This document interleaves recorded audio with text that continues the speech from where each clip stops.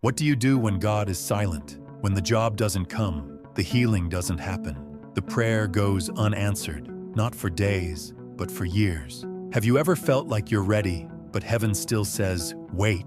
You see others moving forward, doors opening, breakthroughs happening, but for you, it feels like time is standing still, and in the stillness, your faith starts to ache. But what if I told you that God's silence is not rejection, and His delay is not denial? What if the very thing you're calling a setback is part of a setup? Because when it comes to God's timing, it's not just about when, it's about why. And to truly understand why God makes us wait, we need to look at what He's doing behind the scenes. We live in a world that rushes everything. Fast delivery, fast success, fast answers. But God's not in a rush. He's in control.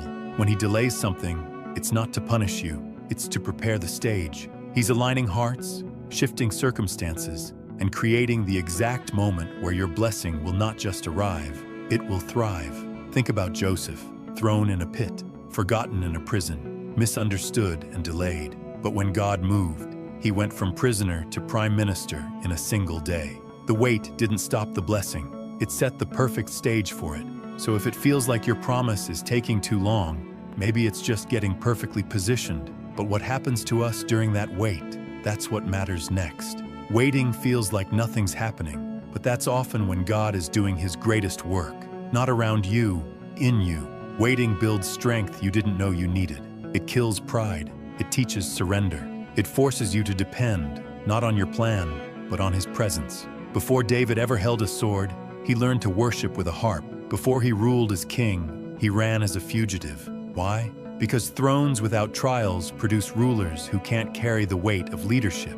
Maybe the delay in your life is actually a layer of protection. God's not keeping it from you. He's preparing it for you and preparing you for it. And while that process is happening, your vision for what you actually need begins to change.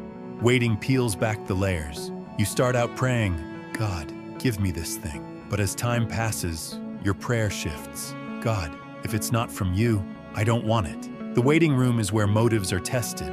Ambition dies. Desperation is replaced with discernment. And suddenly, you're no longer chasing what you thought you needed. You're surrendering to what God knows you're ready for. Look at Abraham. He was promised a son, but when it didn't happen fast enough, he created his own solution. Ishmael was the result of impatience, but Isaac, the promise, came in God's time, and Isaac carried the covenant. Don't let your impatience produce something you weren't built to carry. But maybe what hurts the most is when you start to wonder if you missed